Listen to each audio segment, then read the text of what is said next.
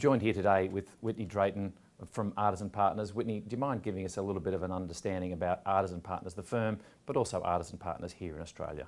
Artisan Partners is a US-based firm headquartered in Milwaukee, Wisconsin. We have about $150 billion in assets under management and 10 very autonomous boutiques in our structure. We're an active manager, we're very talent focused, and we've been very thoughtful about our growth over time. In Australia, we've been here for 10 years. Can you tell me some of the characteristics that differentiate Artisan from its peers? I think it all comes back to the foundations of the firm. We really identify investment talent and harness it with superior research and business backup. Secondly, we're very thoughtful about our growth and how we build a business over time. And thirdly, we aim to be a high value add manager and create a framework around portfolio construction and the research teams that gives people a chance to have repeatable success. You've been quite successful in the institutional space. Your choice to partner with Copia to move into the private wealth and retail space last year, what drove that? We wanted to partner with a recognized leader that was really a specialist in distribution, like Copia.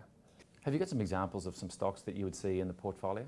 What you'll find in this portfolio, because it's global, mid and small cap, effectively under $20 billion in market capitalization, is that there will be a lot of names you might not have heard of, but I can certainly highlight 2 or 3 names that probably every viewer would know about. And one is Atlassian. They're in the papers every week in Australia.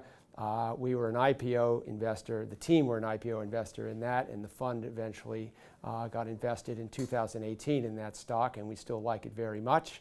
A second one is Zoom Communications. We liked the technology.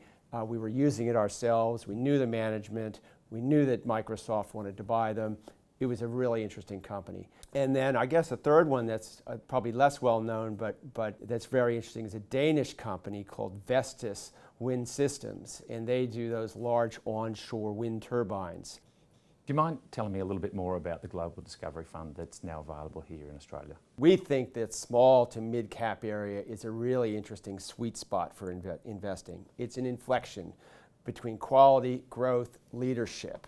And we want to identify great companies early in their cycle, their earnings cycle, and be able to hold them into much larger holdings, at least from a market cap perspective.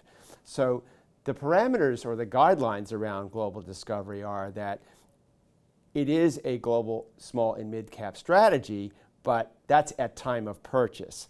We want to allow for compounding over time. And if a company stays within its valuation metrics and the earnings cycle continues to show strength, we can hold a company into that large cap territory. In fact, that's what we consider to be a great success.